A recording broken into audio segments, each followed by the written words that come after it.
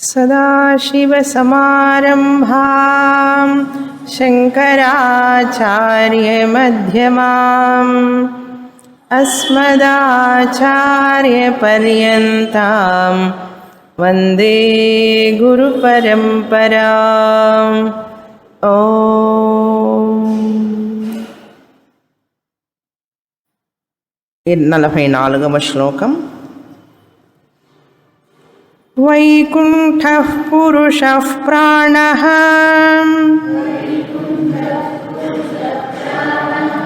ప్రాణదః ప్రణవః పృథుః హిరణ్యగర్భః శత్రుఘ్నో వ్యాప్తో వాయురధోక్షజః.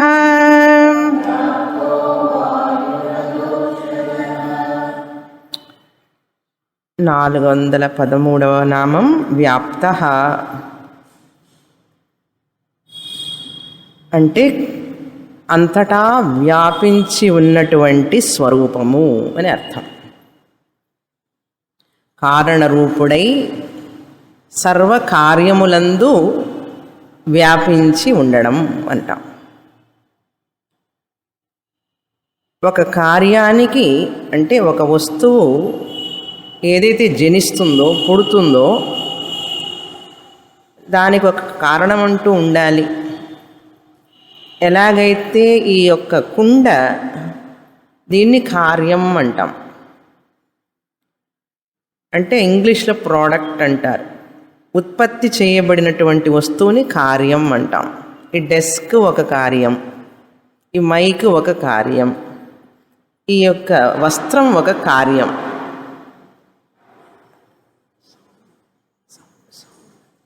ఈ యొక్క కార్యాలన్నిటికీ ఒక కారణం అంటూ ఉంటుంది. ఆ కారణం ఆ కార్యాన్ని వ్యాపించి ఉంటుంది. వ్యాప్తః అంటే కారణం కార్యాన్ని పూర్తిగా వ్యాపించి ఉంటుంది. అలా వ్యాపించి ఉన్నప్పుడు దాన్ని వ్యాప్తః అంటారు. ఏ కారణమైతే కార్యమంతా వ్యాపించి ఉంటుందో దాన్ని వ్యాప్తః అంటాం. ఆ పరమాత్ముడు ఈ జగత్తంతా, ఈ జగత్తనే కార్యంలో కారణరూపంగా వ్యాపించి ఉన్నాడు కనుక ఆయనకు వ్యాప్తః అని పేరు.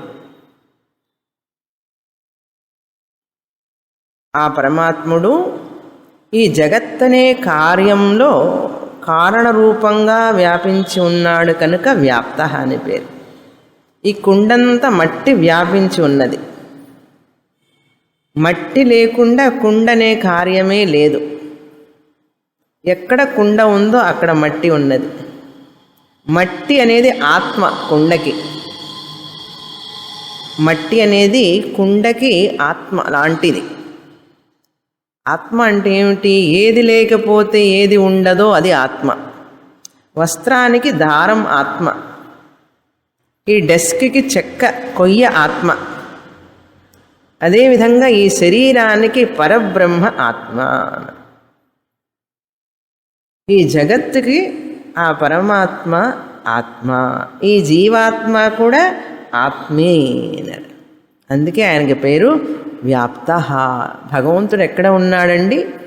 ఎక్కడ వ్యాపించి ఉన్నాడు?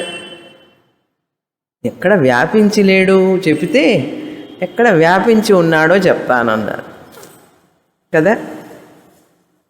అది అర్థం వ్యాప్తః అంటే. సర్వ దృశ్య ప్రపంచమును జనించుట అంటే కారణభూతుడుగా ఉన్నాడు పరమాత్ముడు, వ్యాపించి ఉన్నాడు అనటం. ఇది తర్వాత నామం. ఇంతవరకు క్రిందటిసారి చూసాం. 414 వాయుః. వాయుః అంటే వాతి గంధం కరోతి. గంధమును అంటే వాతి అంటే గంధాన్ని తయారు చేసేవాడు. గంధం కరోతి గంధమును ఏర్పరిచేవాడు అంటే తానే గంధముగా ఏర్పడేవాడు అని అర్థం. గంధం రూపంలో వ్యాపించి ఉన్నవాడు అంటే వా అనే ధాతువు నుంచి వాయు అనే శబ్దం వచ్చింది. వాయువు ఏం చేస్తుందండి? గంధాన్ని తీసుకువెళుతూ ఉంటుంది. వా అంటే గంధం కరోతి అంటే గంధాన్ని తీసుకెళ్తూ ఉంటుంది. మంచి గంధము కావచ్చు, దుర్గంధము కావచ్చు. కనుక వాయు అనే శబ్దం ఏర్పడిందనమాట. వాతి గంధం కరోతి ఇది అనే దాని నుంచి వాయు అనే శబ్దం వచ్చింది. అందుకని కృష్ణ పరమాత్మ భగవద్గీతలో పుణ్యో గంధ పృథివ్యాంచ అని చెప్పారు. పృథివీభూతములందు ఉన్నటువంటి పుణ్య సుగంధం అది నేనే అన్నాడు. దుర్గంధం చెప్పలే, ఎందుకంటే దుర్గంధం అంతా మనం సృష్టించింది. వాటర్ పొల్యూషన్, ఎయిర్ పొల్యూషన్, అన్ని పొల్యూషన్ వేసేది మనం కదా.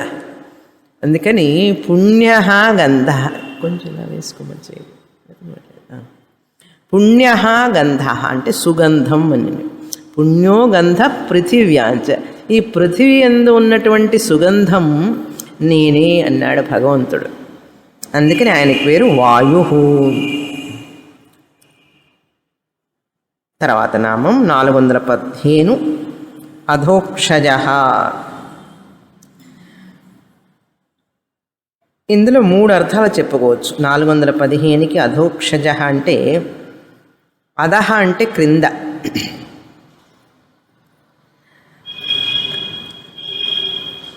అధో న క్షీయతే జాతు యస్మాత్ తస్మాత్ అధోక్షజ. భారతంలో ఉద్యోగ పర్వంలో చెప్పబడింది. అంటే ఏమిటి? ఎప్పటికీ క్రిందకి దిగజారణం అనేటటువంటి లేనటువంటి వాడు అని అర్థం. ఎన్నటికీ క్రిందకి దిగజారణం అనేటువంటిది లేదట ఆయనకి. పరమాత్ముడు ఎప్పుడూ అలా ఉన్నతంగానే ఉంటాడు. అధోక్షజ అంటే జా అంటే ఎప్పటికీ, జాతు ఎప్పటికీ కూడా ఎన్నటికీ క్రిందకి పడడం అనేటువంటిది ఉండదు. అందుకనే ఆయన అవతారం అంటాం. అవతరించాడు అంటే ఏంటి? అవతారం తీసుకుని దిగి వస్తాడు ఆయన. మనం పడతాం భూమి మీద, ఆయన దిగుతాడు. బావిలో పడేవాడికి దిగేవాడికి తేడా ఉందా లేదా?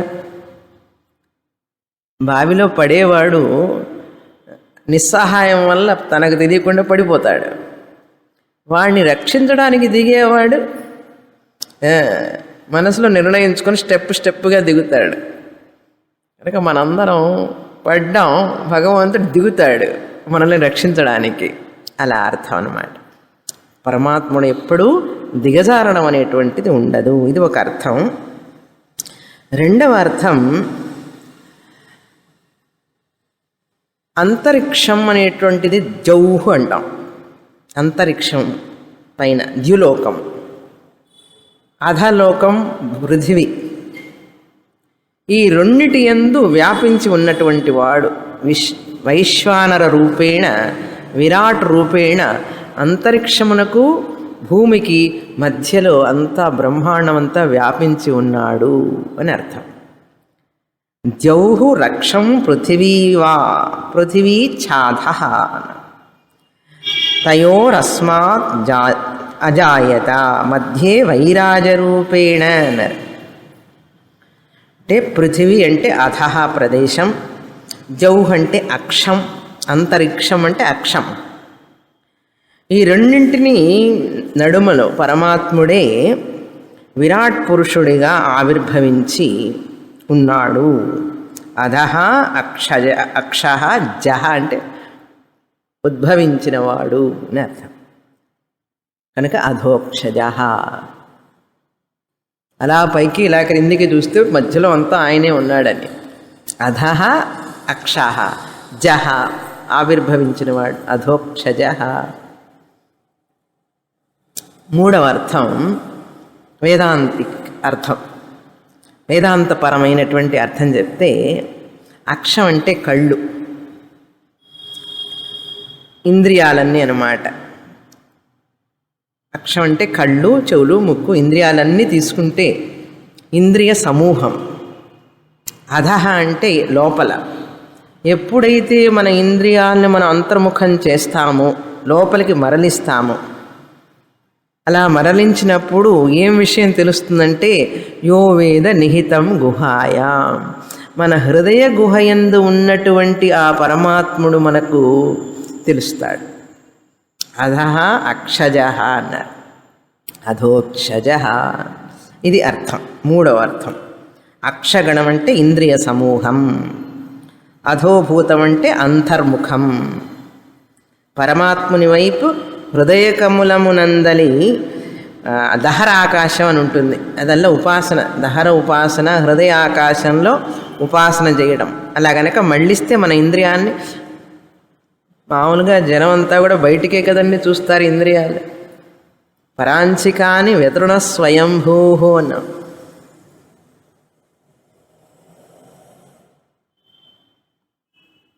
బహిర్ముఖ సుదుర్లభ అన్నాడు.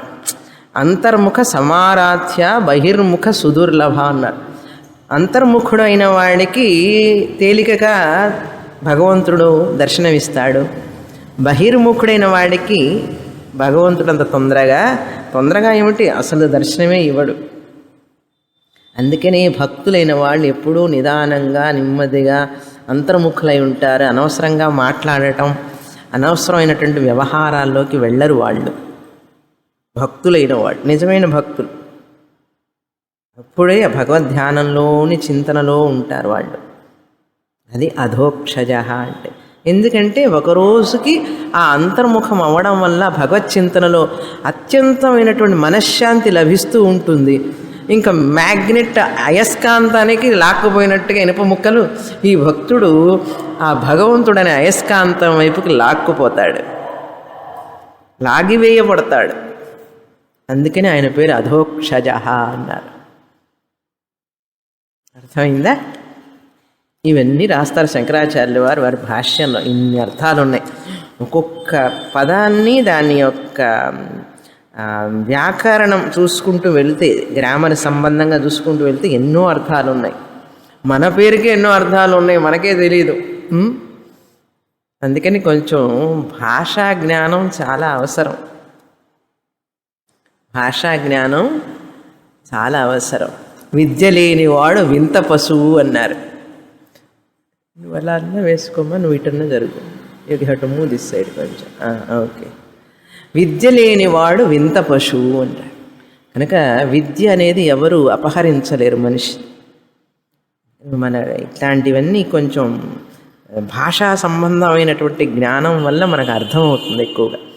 ముఖ్యంగా వేదాంతం చదవాలంటే భాషా జ్ఞానం కావాలి. భాషా జ్ఞానం అంటే లాంగ్వేజ్ లెటర్స్ చదవడం కాదు, దాని యొక్క డీప్ మీనింగ్, గహనమైనటువంటి అర్థాన్ని తెలుసుకోవడానికి ప్రయత్నం చెయ్యాలి. అందుకని వినగా వినగా వినగా వినగా మనకు ఆ సూక్ష్మ దృష్టి పెరుగుతుంది. ఆ భాష మీద, ఆ శబ్దం మీద, దాని అర్థం మీద ఒక ఉత్సాహం, ఇష్ట, కోరిక కలుగుతుంది. తర్వాత నామం ఋతుహు. రు అంటే గతి అని అర్థం. చదవలేదా శ్లోకం? అంతవరకు అయిపోయిందా? ఓహో. ఋతుసుదర్శన కాలః పరమేష్ఠీ పరిగ్రహః ఉగ్రః సంవత్సరో దక్షో విశ్రామో విశ్వదక్షిణః.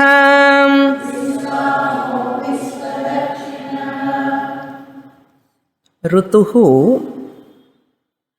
రు అనే అక్షరం అచ్చు, అది హల్లులు కాదు, అచ్చు.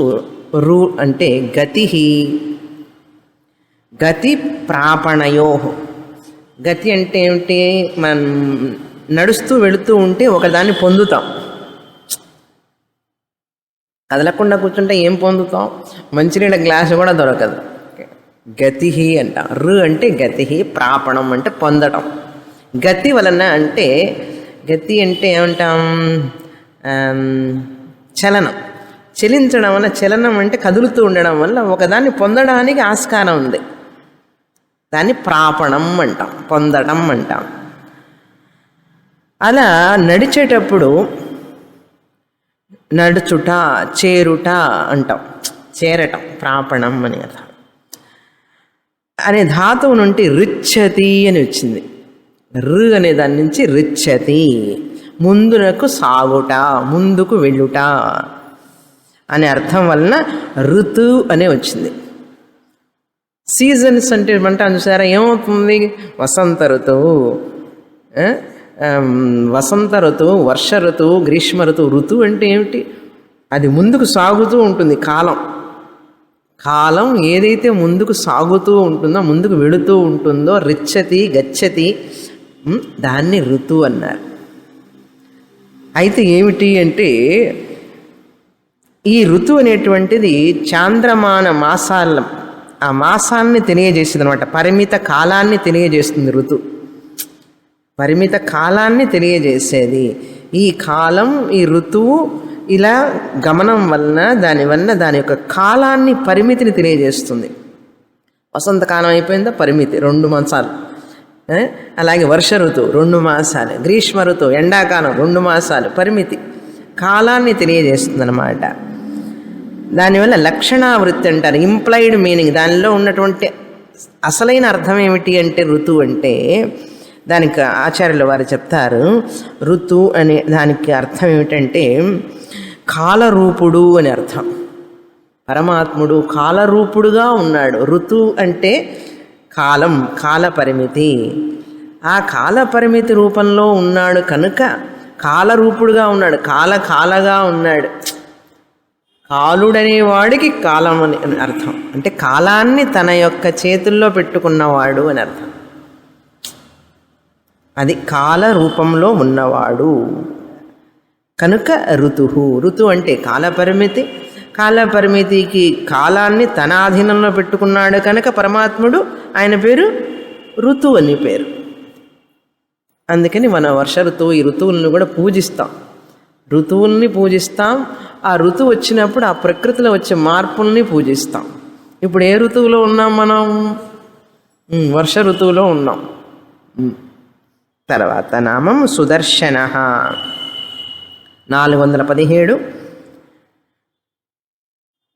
సు అంటే శోభనం, మంగళం, మంచి అని అర్థం. సుదర్శనం, శోభనం, దర్శనం యస్య, ఎవని దర్శనం వల్ల జ్ఞానము, శోభనం అంటే జ్ఞానం కలుగుతుందో, శుభకరమైనటువంటి మోక్షరూపం ఫలప్రదం మనకు లభిస్తుందో, ఎవరి దర్శనం వల్ల, ఆయన పేరు సుదర్శన.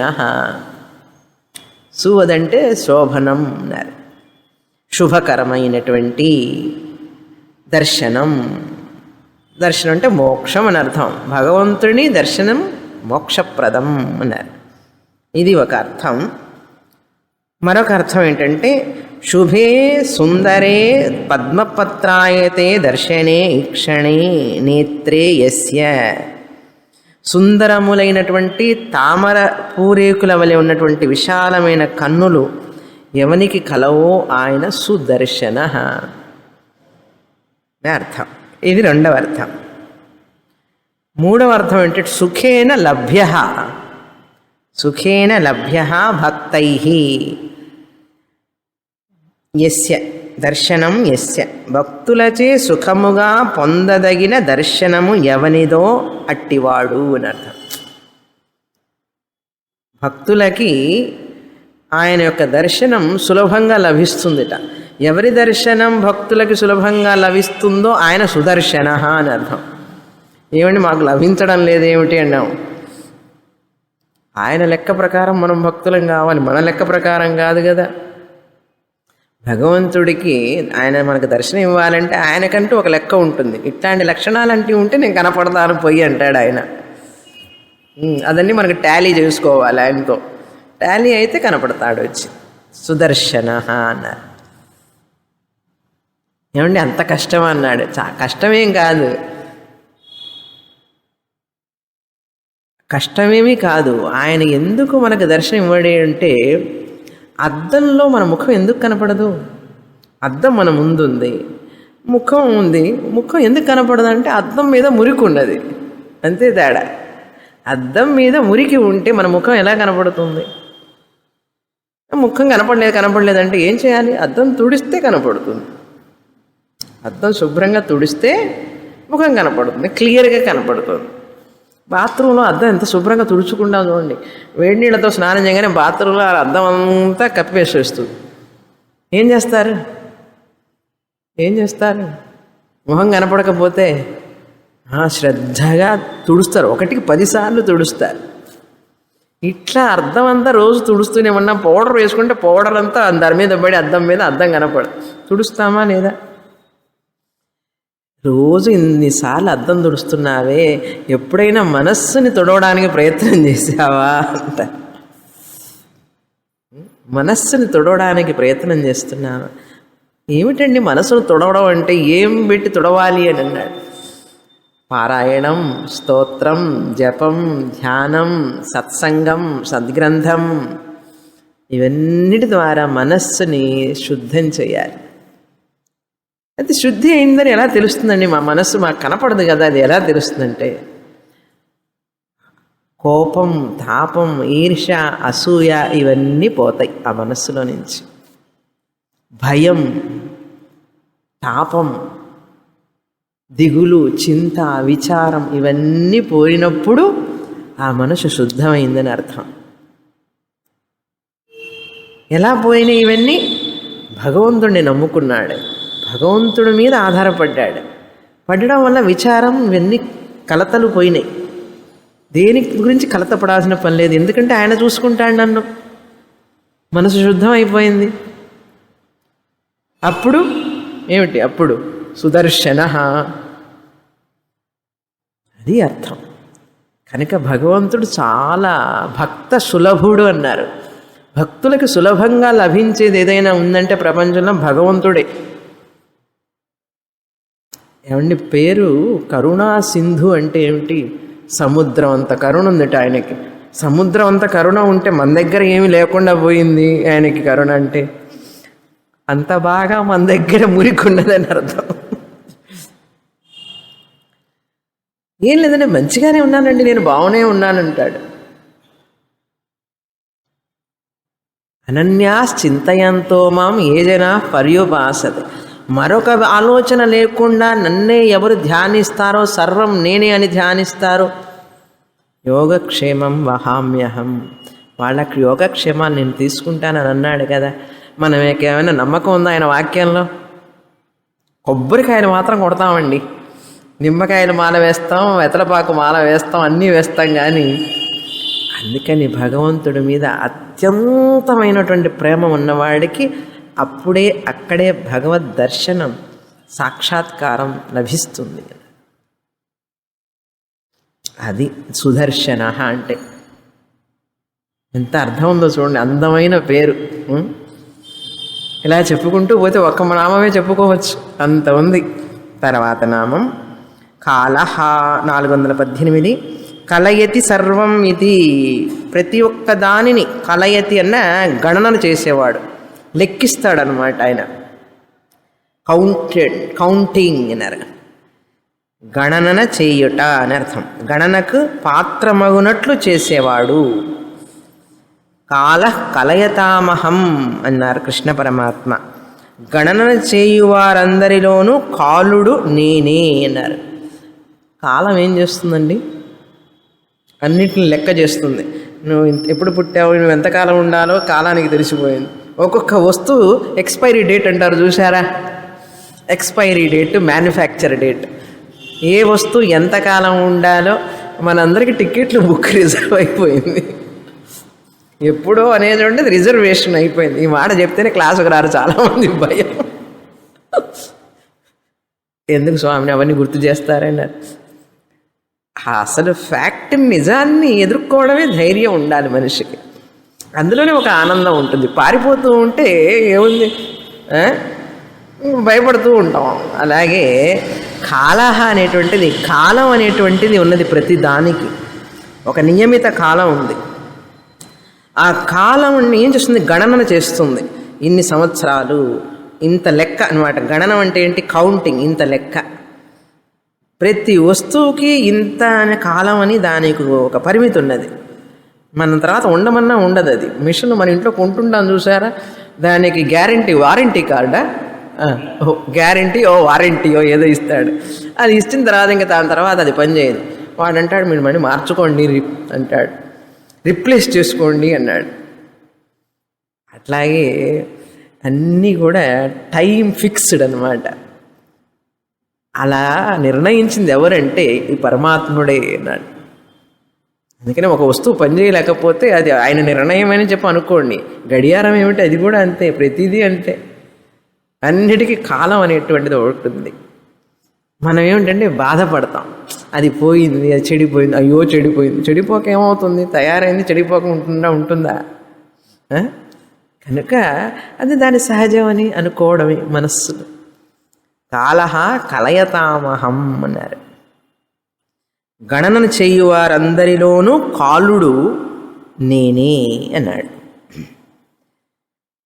419 పరమేష్ఠి.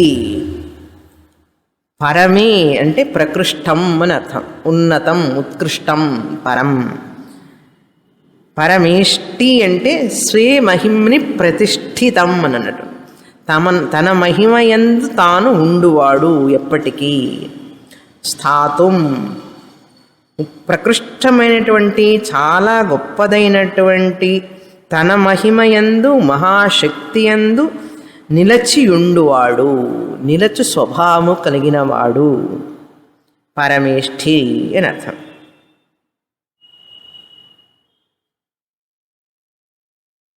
పరమేష్ఠి శ్రేష్టముగా ప్రకాశించువాడు పరమాత్ముడు అని అర్థం. పరమేష్ఠి విభ్రాజతే. 420 పరిగ్రహ. శరణార్థిభిః పరితో గృహ్యతే సర్వగతత్వాత్. పరమాత్ముడు సర్వగతుడు అవడం వలన, అంతటా వ్యాపించి ఉండడం వలన శరణు కోరే వారి చేత అన్ని వైపుల నుండి గ్రహింపబడేవాడు. ఆయన అంతటా లభిస్తాడు కనుక ఆయన శరణు కోరేవారు ఉంటారు కదా అంతటా, అందరికీ లభిస్తాడనమాట. ఆయన ఇందుగలడు అందులేడని సందేహము వలదు అన్నాడు. ఇక్కడ లేడు అక్కడ ఉన్నాడనే సందేహం లేదు కదా. ప్రతి చోట భక్తున్నారు, అందరూ ఆయన శరణు వేడుతున్నారు. భగవంతుడా నన్ను రక్షించు, నన్ను కాపాడు అంటున్నాడు కదా ప్రతి చోట. దేవుడి పేరు తెలుసో లేదో, ఏదో ఒక శక్తి కాపాడు అని అడుగుతాడు ప్రతివాడు, రక్షించు అని అడుగుతాడు. ఉప్పెన వస్తే, వరద వస్తే ఏం చేస్తాడు? భగవంతుడా రక్షించంటాడు, దేవుడా రక్షించంటాడు. ఇట్లా పైకి చూస్తాడు, దేవుడో ఏమిటో శక్తి, ఓ శక్తి ఇది ఏమిటి, ఇది శక్తి మాకు అర్థం కాలేదంటారు. ప్రకృతి విజృంభణం చూడండి, మీరు చూస్తే వాల్కెనో అంటారు చూసారా, బడబాగ్ని, సముద్రంలో వచ్చే అగ్ని, కొండల్లో వచ్చే అగ్ని, చెట్లు రాచుకుంటే వచ్చే అగ్ని, ఉప్పెన, గాలి, వాన, తుఫాను ఇవన్నీ వస్తే మనుషులు అట్లా ఆకుల్లాగా, ఎండుటాకుల్లాగా అప్పుడు టపటపటపటపని ఎగిరిపోతారు. అదేదో స్వైన్ ఫ్లూ అది వస్తేనే జనం ఎట్లా చూడండి, ప్లేగ్ అనే వ్యాధి, ఇట్లాంటివన్నీ వచ్చినప్పుడు ఏమవుతుందంటే క్షణంలో మాయమైపోతాయి మన కళ్ళ ముందే. ఎట్లా ఈ యొక్క ప్రకృతి విజృంభణం ముందు మనిషి ఎంత, మన శక్తి ఎంత, మన యొక్క ఆరోగ్యం అంతా, మనమెంత. ఇందులోనే మనం నా అంతటి వాడు లేడు అంటాడు. ముక్కులోకి కొంచెం ఏదైనా ఎడితే తెలుస్తుంది, చెవులోకో, ముక్కులోకో, కంటిలోకో. నా అంతటి వాడు లేడంటాడు. ఏమిటి, చెవులో కాస్త చీమ పోయిందంటే అయ్యో అవుట్. కనుక మనిషి ఆయన అంతటా వ్యాపించి ఉన్నాడు. అలాంటప్పుడు మనం ఏం చేస్తాం? భగవంతుడు మనల్ని రక్షించాలి అని కోరుకుంటాం. శరణు వేరే వారికి పరిగ్రహ అంటే ఆయన రక్షిస్తూ ఉంటాడు, అంతటా వ్యాపించి ఉండడం అన్నా. అన్ని వైపుల నుండి గ్రహించబడుచున్నాడు అని అర్థం. భక్తుల చేత అన్ని వైపుల నుంచి గ్రహించబడుతున్నాడు అన్నారు. భక్తుల చేత గ్రహింపబడుతున్నా అంటే ఏమిటి? శరణు వేడబడుతున్నాడు అని అర్థం. మనం శరణు వేడుకుంటున్నాం, ఆయన శరణు వేడుకొనబడుతున్నాడు అని అర్థం. ఇది ఒక అర్థం. దీన్ని కర్మ వ్యుత్పత్తి అంటారు గ్రామర్లో. కర్తృవ్యుత్పత్తి చెప్పాలి అంటే పరిగృహాతి భక్తై అర్పితం పత్రపుష్పాదికం. పరిగ్రహ అంటే భక్తులు ఇచ్చేటటువంటి పత్రం, పుష్పం, ఫలం, తోయం యో మే భక్త్యా ప్రయచ్చతి. భక్తుడు భక్తితో, భక్తుడనేవాడు భక్తితోనే కదా ఇవ్వాలి.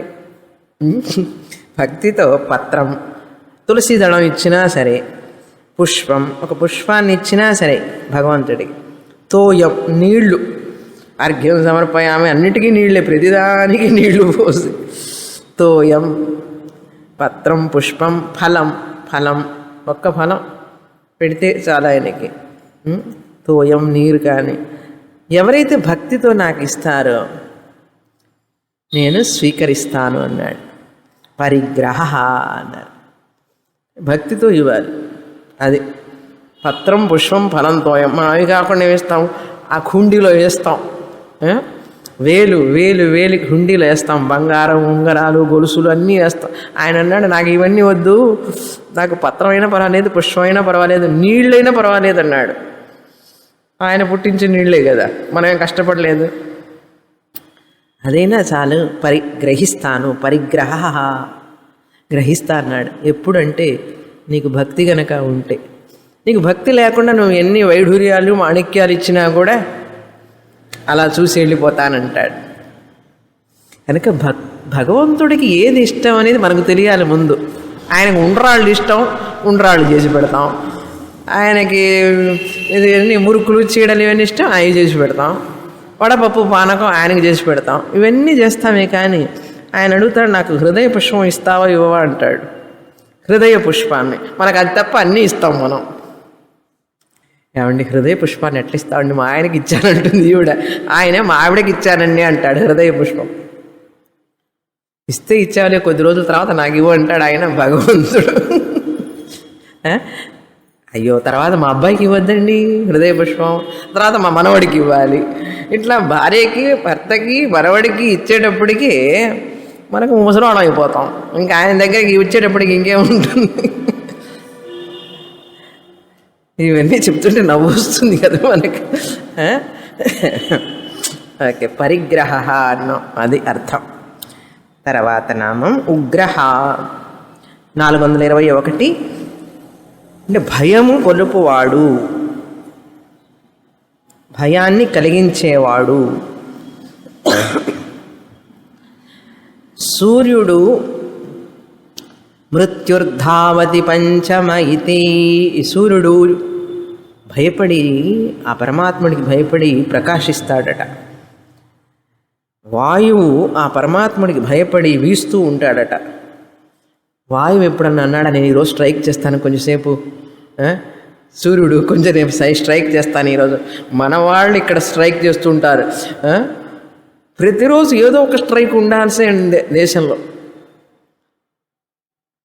ఎంత దోషం స్ట్రైక్ చేయటం అనేది, ఎంత తప్పు అది. మనిషి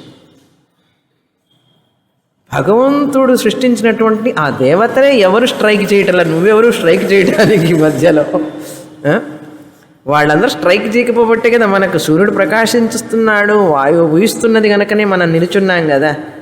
లేకపోతే మనం జీవించగలమా? కనుక మనమందరం ఇష్టం స్ట్రైక్ చేస్తే సమాజం ఎంత నష్టపోతుందని మనం ఆలోచించొద్దు. అందుకని ఈ దేవతలందరూ కూడా భయపడతారట ఆయన దగ్గర. మానవుడు భయపడటం లేదు, మానవుడు భయపడటం లేదు. చూడండి, దేవతలు భయపడతారు ఆయనకి, భయపడి సూర్యుడు ప్రకాశిస్తాడు. భీషోదేతి సూర్య భీషాస్మాదగ్నిశ్చేంద్రశ్చ మృత్యుర్ధావతి పంచమ ఇతి అని. భీష అంటే భయం. భీషోదేతి సూర్య, సూర్యుడు భయపడుతూ భయపడుతూ ఉదయిస్తాట. ఉదయించాను నా పని నేను చేశానయ్యా అంటాట. అలా ప్రతి ఒక్క పంచభూతాలన్నీ కూడా ప్రతి సూర్య చంద్రుడు నక్షత్రాలన్నీ కూడా వాటి పనులు చేస్తూ ఉన్నాయి సృష్టిలో అన్నాడు. వర్షాకాలం వచ్చేటప్పటికి వర్షాలు పడాలి. మనం గ్లోబల్ వార్మింగ్ క్రియేట్ చేస్తేనే వర్షాలు పడవు, కానీ లేకపోతే వర్షాలు పడతాయి. ఏం పుణ్యం చేసుకున్నాం, ఈసారి బాగా వర్షాలు పడ్డాయి మనకి. కనుక వర్షాలు ఉండాలి అంటే ఆ యొక్క దాన్ని ఏమంటారు, ఇకలాజికల్ బ్యాలెన్స్. ఇకలాజికల్ బ్యాలెన్స్ని ఇదంతా కూడా మనం ప్రకృతిని నాశనం చేయకూడదు. దానికంటూ ఒక సమతుల్యత ఉన్నది. చెట్లు, వర్షాలు, సముద్రం, కొండలు ఇవన్నీ కూడా ఇంటర్ కనెక్టెడ్. మనం ఏదైనా ద్రోహం చేశామంటే వాటి జోలికి వెళ్ళామంటే, సముద్రంలో అన్ని కెమికల్స్ పోస్తున్నారు కదా, సముద్రంలో జీవరాశులు కొన్ని నశించడం వల్ల కాస్మిక్ ఇన్బ్యాలెన్స్ వస్తున్నదట.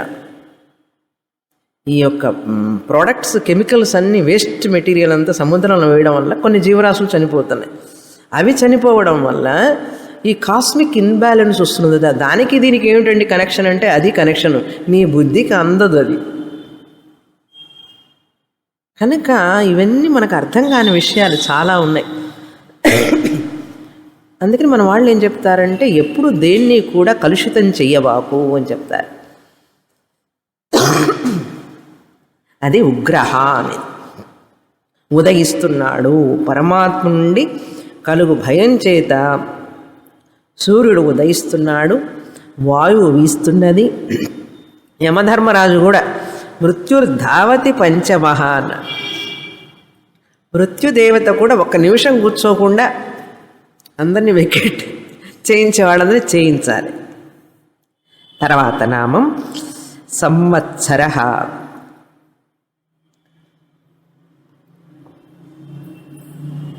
సంవసంతి భూతాది అస్మిన్. ఇది సృష్టి స్థితి లయముల మూడింటి యందును కూడా సకల భూతములను, అన్ని భూతాలు కూడా ఈ పరమాత్మ యందే ఉంటాయి.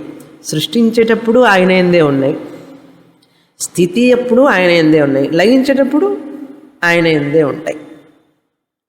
అందుకని సంవత్సర అని పేరు.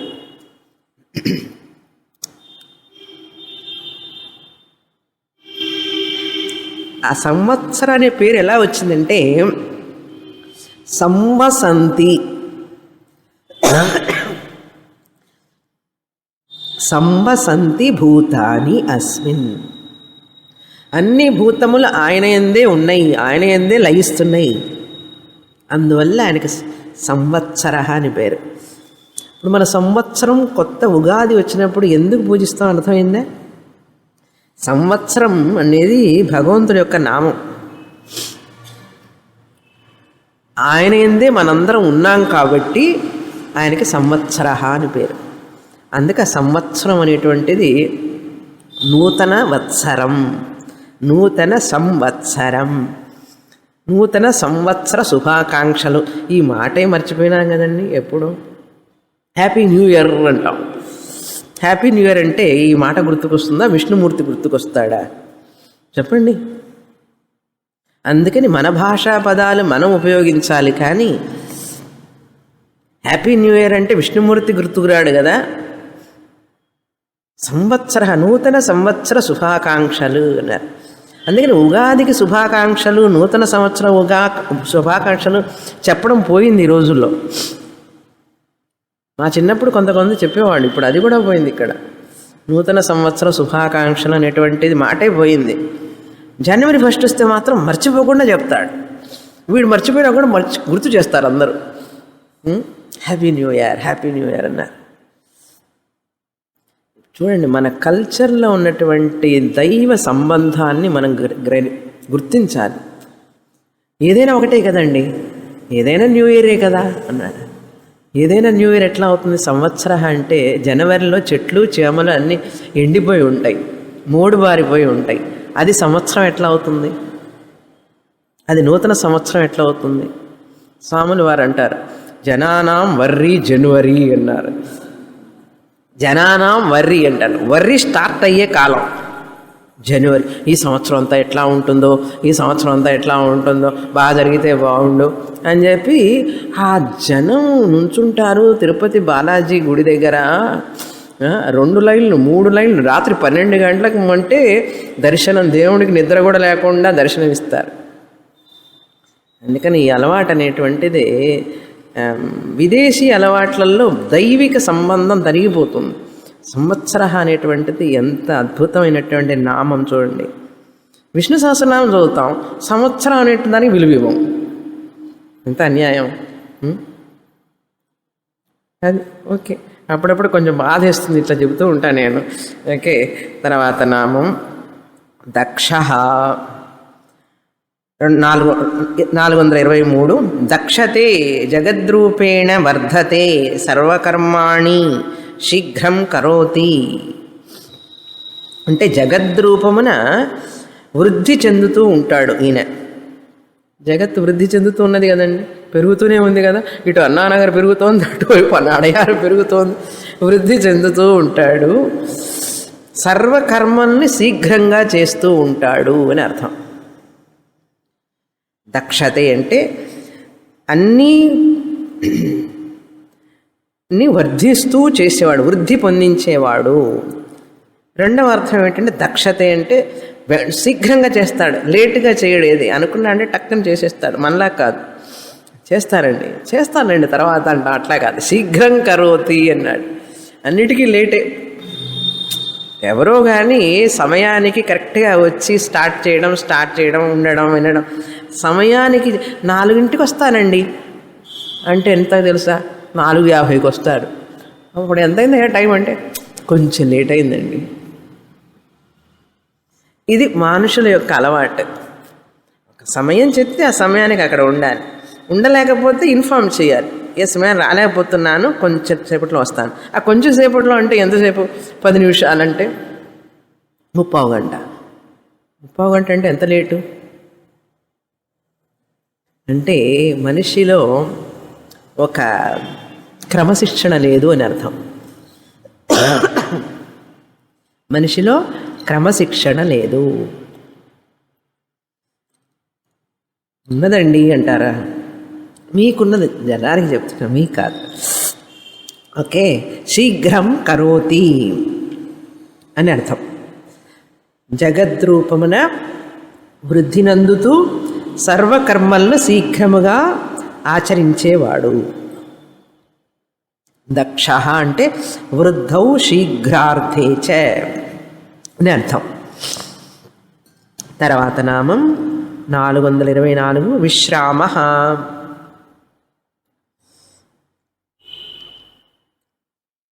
విశ్రామ అంటే ఆకలి దప్పికలు, క్షుత్పిపాస మొదలైనటువంటి షడూర్మయ అంటారు వాటిని.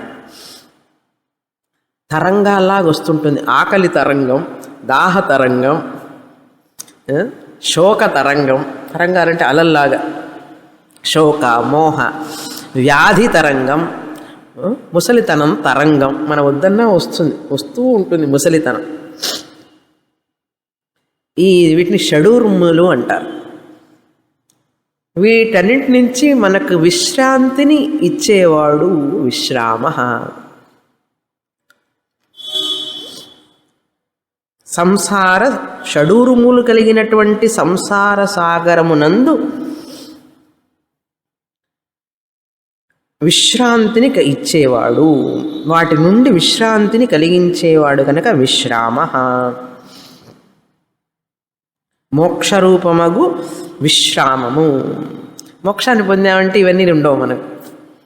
మోక్షాన్ని పొందితే ఇవన్నీ ఈతి బాధలు ఉండవు. అంతేకాదు ఇంకా కొన్ని ఉన్నాయిట. అవిద్య, అస్మిత, రాగ, ద్వేష యోగశాస్త్రంలో కూడా చెప్పబడింది. వాటి నుంచి కూడా విశ్రామం అంటే మనకు రెస్ట్, విశ్రాంతి గృహం అంటుంటారు చూడండి. విశ్రాంతి గృహం అంటే ఏమిటి? అక్కడికి పోగానే హాయిగా ఉంటుంది. అబ్బా అట్లా అనిపించేది ఎక్కడంటే మోక్షంలోనే. దేని నుంచి విశ్రాంతి పొందాలని కోరుకుంటున్నావు? షడూర్ములు చెప్పాను ఇందాక. అంతేకాకుండా పంచక్లేశాలను ఉన్నాయి మనిషికి. 5 క్లేశాలు. అది తప్పించుకోవడం చాలా కష్టం. అవి తప్పించుకోవాలంటే ఒక్కటే మార్గం, 5 క్లేశాలు. ఏమిటంటే 5 తప్పించుకోవాలి అంటే, ఒకటి అవిద్య. తప్పించుకునే మార్గం ఒకటే, మండే క్లాసు, వేదాంతం క్లాసు, జ్ఞాన మార్గమే, మరొక మార్గం లేదు. ఆ క్లేశాలు ఏమిటి తెలియాలి కదా మనకు.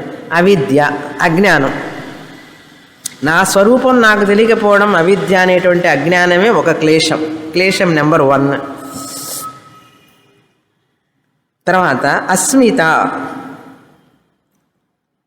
అవిద్య అంటే అది కాని దానిని అదిగా అనుకోవడం, ఒక దానిని మరొకటిగా అనుకోవడం అవిద్య.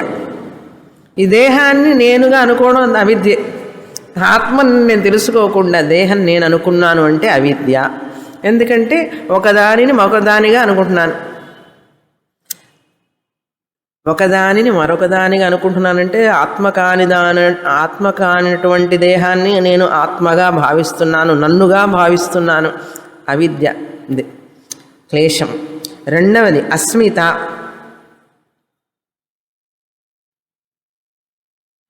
చేతన జడతత్వముల పరస్పర తాదాత్మ్యం. చేతనమైనటువంటివి, చలించేటటువంటి చేతన కలిగిన వాటిని, జడమైనటువంటి వాటిని రెండింటిని కలిపి తాదాత్మ్యం చేసి ఒకటిగా భావించడం. జడమైనటువంటి శరీరం, చేతనమైన ఆత్మ, ఈ రెండింటిని కలిపేసేసాం మనం. ఎంతవరకు కలిపామంటే, ఎంతవరకు కలిపాం? ఈ శరీరం జడం అని తెలుసుకోలేనంత వరకు కలిపేశాం. 10 సంవత్సరాలు ఏమిటి, 15 సంవత్సరాలు ఏమిటి, 20 సంవత్సరాలు చెప్పిన గురువు నువ్వు శరీరం కాదురా, నువ్వు శరీరం కాదురా అంటే నేను శరీరమే అని పైకి అనం. కానీ ఎంత అభిమానం శరీరం మీద. జడమైనటువంటి చేతనమైన ఆత్మని ఎంత తాదాత్మ్యంగా కలపడం, దీన్నే అస్మిత అంటారు. మనలో ఉందా లేదా ఇప్పుడు అస్మిత? అవిద్య ఉంది, అస్మిత ఉంది. జ్ఞానం వచ్చే వరకు ఇవన్నీ ఉంటూనే ఉంటాయి. మూడవది ఏంటంటే రాగం. దేనిని గూర్చైనా అది సుఖం ఇస్తుంది నాకు, ఇది సుఖాన్ని ఇస్తుంది నాకు, ఈ వ్యక్తి సుఖాన్ని ఇస్తాడు అనే భావన కలిగితే అది రాగం. చూడండి, ఈ కారు నాకు చాలా సుఖాన్ని ఇస్తుంది అని అనుకున్నామంటే అది రాగం. ఈ వ్యక్తి వలన నాకు చాలా సుఖం వస్తుంది అనుకుంటే రాగం. దాన్ని రాగం అంటారు, అనురాగం అంటారు తెలుగులో. ఇలా అనుకోవడమే ఒక క్లేశం. ఇది మూడవ క్లేశం. ఎందుకంటే నీకు అసలు ఆనందం, సుఖం ఆ వ్యక్తి నుంచి కానీ వస్తువు నుంచి రానే రాదు. ఎప్పుడు అనుకున్నావు కదా, అది ఒక క్లేశం. అది తప్పైనటువంటి సరి అయినటువంటిది కాదు. అనాత్మని చూసి నువ్వు అనురాగాన్ని పెంచుకొని అది సుఖం ఇస్తుంది అనుకుంటున్నావు, కానీ సుఖం అక్కడి నుంచి రాదు. సుఖం ఉంటే కదా రావడానికి, అందులో సుఖం లేదు అంటుంది శాస్త్రం. చెప్తుంది సుఖం లేదని, మనమే ఉందనుకుంటున్నాం. శాస్త్రం లేదు అని చెప్పింది అంటే అందులో లేదు అని అర్థం, అంతే. ఉన్నట్లుగా కనపడుతున్నదే నీకన్నా, నీకు అనురాగం ఉంది కనుక కనపడుతుంది. శరీరం మీద అనురాగం చూసారా? శరీరం మీద అనురాగం, ఎంత అనురాగం! ఈ శరీరం మీద అనురాగం వల్లనే భర్త మీద అనురాగం, శరీరం మీద అనురాగం వల్లనే భార్య మీద అనురాగం. ఎందుకంటే భార్య అన్ని శరీరానికి సేవలు చేసి పెడుతుంది కాబట్టి ఆయన మీద అనురాగం. జాయాయై కామాయ జాయాన ప్రియం భవతి, ఆత్మనస్తు కామాయ సర్వం ప్రియం భవతి. తన కోసమే అన్ని ప్రియం, మరెవరి కోసము ప్రియం కాదు. అవి నా కోసం అవన్నీ సహాయపడుతున్నాయి కాబట్టి అవి నాకు ప్రియం. ఇది రాగం. చూడండి, క్లేశానికి, మనలో క్లేశానికి కారణాలు కనుక్కోవాలి. ఇవన్నీ ఎందుకండి దుఃఖం వస్తుంది, ఎందుకండి దుఃఖం వస్తుందంటే ఎందుకు వస్తుంది దుఃఖం, దీనివల్లనే దుఃఖం వచ్చేది, క్లేశం వల్ల. తర్వాత ద్వేషం. రాగమునకు విరుద్ధమైనటువంటిది ద్వేషం. ఆ వ్యక్తి వల్ల నాకు సుఖం కలగకపోతే, ఆ వస్తువు వల్ల సుఖం కలగకపోతే నాకు ద్వేషం అన్నారు. ఇది ఒక క్లేశం, నాలుగో క్లేశం. ఐదవది అభినివేశం అన్నారు. పూర్వజన్మ సంస్కారం వలన ఏ విషయం మీదైనా గాఢ ఆసక్తి కనుక ఉంటే, గాఢమైన ఆసక్తి ఎందుకుందో నాకే తెలియదండి అంటే పూర్వజన్మ సంస్కారం వల్ల వచ్చే ఆసక్తి దేని మీదైనా, దాన్ని అభినివేశం అంటారు. అభినివేశం. ఈ 5 క్లేశాలండి మనిషికి. వీటన్నిటి నుంచి విశ్రాంతి పొందాలి అంటే మోక్షం పొందాలి. ఆ పరమాత్ముడి నిజస్వరూపాన్ని తెలుసుకోవాలి. ఆ పరమాత్ముడు జీవాత్ముడు ఒక్కటే అని తెలుసుకున్నప్పుడు విశ్రామ, ఆయన విశ్రామం ఇచ్చేవాడు కనుక విశ్రామ అని పేరు. కనుక ఆ భగవంతుడిలో తాదాత్మ్యం చెందే వరకు విశ్రాంతి లేదు. మనం పొందే విశ్రాంతి అంతా కూడా టెంపరీ విశ్రాంతి. పోతుందేమో ఈ విశ్రాంతి అనే విశ్రాంతి. అదే ఆ విశ్రాముణ్ణి కనుక మనం పొందామంటే మరల పోవడం అంటూ ఉండదు. అది ఎప్పుడూ ఉంటుంది, మనతోనే ఉంటుంది, మనకు పరమశాంతినిస్తుంది. ఎప్పుడు ముఖం చిరునవ్వుతో ఆనందంగా సంతోషంగా వెలుగుతూ ఉంటుంది, జాజ్వల్యమానంగా. ఇప్పుడు ఎట్లా ఉంది? అప్పుడప్పుడు సుఖ. ఎందుకులేండి అవన్నీ చెప్పొద్దు. తర్వాత విశ్వదక్షిణ, విశ్వస్మాత్ దక్షిణ.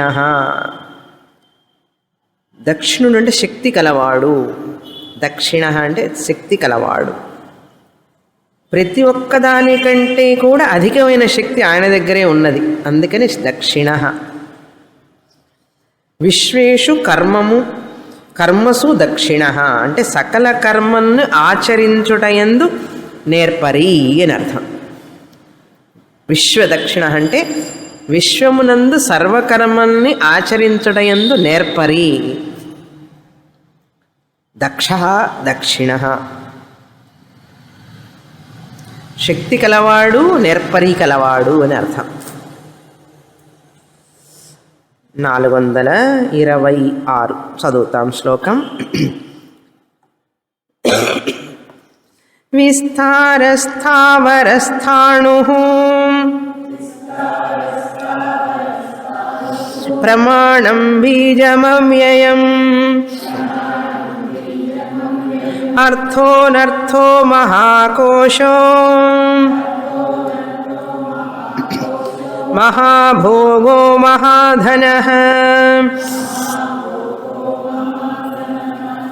విస్తారః విస్తీర్యంతే సమస్తాని జగంతి అస్మిన్. ఈ పరమాత్ముడి యందు సమస్త జగత్తులు అంటే అన్ని లోకాలు విస్తరించి ఉన్నాయట. 14 లోకములు.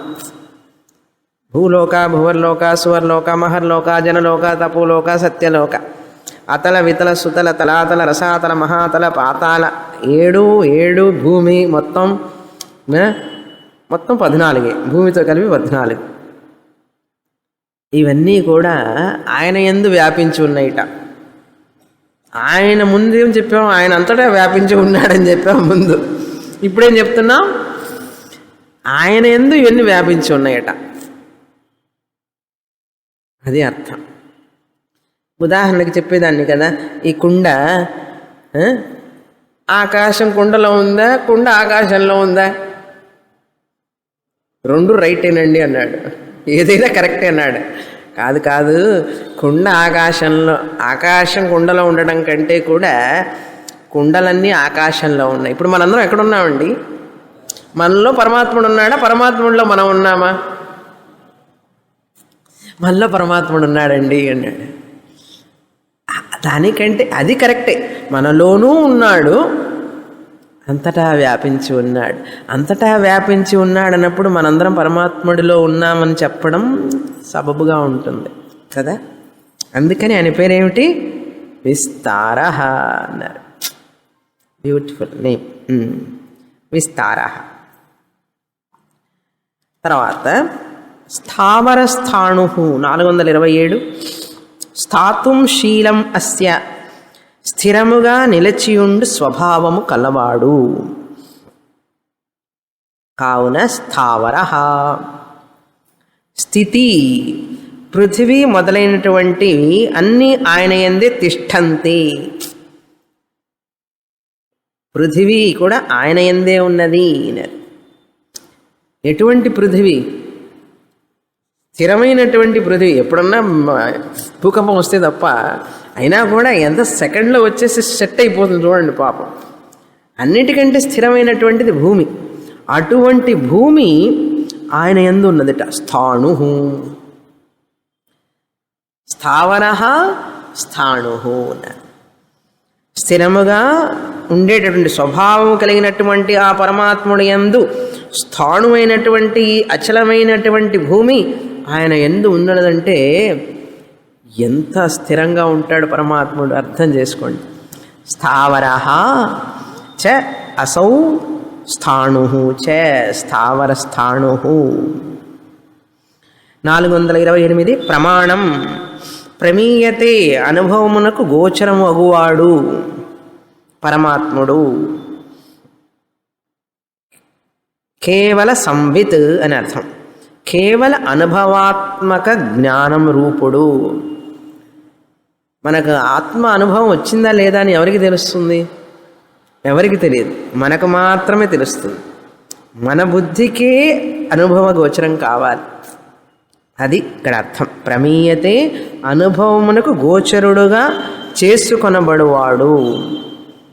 అంటే కళ్ళతో చూడబట్టం కాదు, బయటకి ఏ ప్రమాణం వల్ల తెలియదు, నీకు నీ అనుభవం వల్లనే తెలియాలి అంతే. నీకు ఆకలి వేస్తే అమ్మకు తెలుస్తుందా, నాన్నకు తెలుస్తుంది? మనకు ఆకలి వేస్తే ఎవరికి తెలుస్తుందండి? మనకే తెలుస్తుంది. మనం ఆత్మజ్ఞానం పొందామంటే ఎవరికి తెలుస్తుంది? మనకే తెలుస్తుంది. ఎందుకంటే ఇంకేం ఉదాహరణ అక్కర్లేదు. ఓకే, ప్రమాణం. తర్వాత నామం 429 బీజం అవ్యయం. నవ్యేతి అనే ఉత్పత్తి వలన ఏ మార్పు లేనిది అవ్యయం. నవ్యేతి అంటే ఏ మార్పు లేనటువంటి వాడు అవ్యయం. కారణభూతంగా ఉండే తత్వం బీజం అన్నాం. తాను మార్పు చెందకుండా కారణంగా ఉంటాడు. ఎట్లాగైతే పాము సర్పంగా కనపడుతుంది, సర్పానికి బీజమే కదా తాడు. బీజం అంటే కారణం. మార్పు చెందిందా మన సర్పం? ఓకే, మార్పు చెందకుండా కనపడుతుంది. మార్పు చెందకుండా తాను అవ్యయం, మార్పు లేదు, కానీ బీజం అన్నాం. కారణభూతుడు ఉన్నాడు, అన్నిటికీ కారణం అన్నాం. అది అర్థం. బీజం అవ్యయం. అన్యథా భావ వ్యతిరేకం అంటే ఒకే విధంగా మొదట ఉన్నది మరొక విధంగా అగు స్థితి లేకపోవడం. పాలు పెరుగు అవ్వడం, మొదటి స్థితి ఉన్నదా, పెరుగైన తర్వాత పాల స్థితి పోయింది. అలా కాదు, పరిణామ కారణం కాదు, వివర్త కారణం అని అర్థం. బీజం అవ్యయం అంటే వివర్త కారణం. తాను మార్పు చెందకుండా మార్పుగా కనపడతాడు అన్నాడు, కారణంగా కనపడతాడు. మన పాము ఎలాగైతే తాటి యందు పాము కనపడినట్లుగా తాడు మార్పు చెందకుండా పాముగా కనపడుతున్నది అంటే వివర్త కారణం అంటాం. పాలు పెరుగుగా మారితే పరిణామి కారణం అంటాం. దేవుడు ఇప్పుడు బ్రహ్మం అనేది వివర్త కారణం కానీ పరిణామి కారణం కాదు. అందుకని ఆయన పేరు బీజం అవ్యయం అన్నాం. మార్పు చెందడు. అవ్యయం అంటే ఇక్కడ పాలు పెరుగుగా మారిన తర్వాత మన దగ్గర పాలు ఉంటాయా? ఉండవు. అదే ఈ పాముగా కనపడిన తాడుగానే ఉంది. అది అవ్యయం అంటే అక్కడ మార్పు చెందకుండా ఉన్నది కనుక అవ్యయం. పాముకు కారణం గనక పాము కనపడడానికి, ఆ భ్రమ కనపడటానికి, జగత్ అనే పాము భ్రమను కనపడటానికి కారణం. పాము అంటే జగత్తు పాము కాదండి, ఉదాహరణకు చెప్తున్నా. ఈ జగత్ అనేటువంటిది కనపడటానికి కారణం ఆ బ్రహ్మం. ఆయన మార్పు చెందకుండా ఈ జగత్ అనే దాన్ని కనిపించేట్లు చేస్తున్నాడు మాయ ద్వారా. ఇది తెలుసుకుంటాడు జ్ఞాని. ఏమని? బీజం అవ్యయం. గిడిగిడిని చెప్పడం తమిళనాడు ఎక్స్ప్రెస్ లాగా చెప్తే చాంటింగ్ చేయడం కాదు, ఆ ఒక్క మాటలో ఉన్నటువంటి తైత్రీయ ఉపనిషత్తు చదివితే కానీ ఇది అర్థం కాదు. బీజం అవ్యయం అర్థం కావాలంటే. అర్థమైందా? ఇప్పుడు వేదాంతం అంతా చదివిన తర్వాత చదవాలి. తర్వాత నామం 430 అర్థ. సుఖం ఆనంద రూపత్వాత్ సర్వైః అర్ధ్యతే. సుఖాన్ని ఆనందాన్ని ఇచ్చేవాడు కనుక ఎల్ల ప్రాణులచే కోరబడువాడు. అర్ధ్యతే అంటే ప్రార్థింపబడేవాడు, కోరబడేవాడు. పరబ్రహ్మానుభవం వలన ఆనందం కావాలని అంటే అందరి చేత కోరబడేవాడు. ఏమండి నాకు దేవుడు వద్దండి, ఆయన చాలా కష్టాలు ఇస్తాడని ఎవరిని చెప్తాడా? సహజంగా ఆ దేవుడి దగ్గరికి వెళ్తే నెమ్మదిగా ఉంటుంది, ఆ దేవుడి దగ్గరికి వెళ్తే ప్రశాంతంగా ఉంటుంది, ఆ గుళ్ళోకి వెళ్తే ప్రశాంతంగా ఉంటుందని అంటాం. కానీ ఏమండి ఆ దేవుడి దగ్గరికి వెళ్ళినప్పటి నుంచి నాకు అన్ని కష్టాలేనండి అని సహజంగా చెప్పం కదా. సహజంగా ఆ దేవుడు అనేటప్పటికీ ఆయన దగ్గర మనకు శాంతి లభిస్తుందనేటువంటి నమ్మకం చూడండి ఎంత తీవ్రంగా ఉంటుందో. కనుక అర్థ అందరూ అర్థిస్తారు ఆయన్ని సుఖం కోసం, ఆనందం కోసం.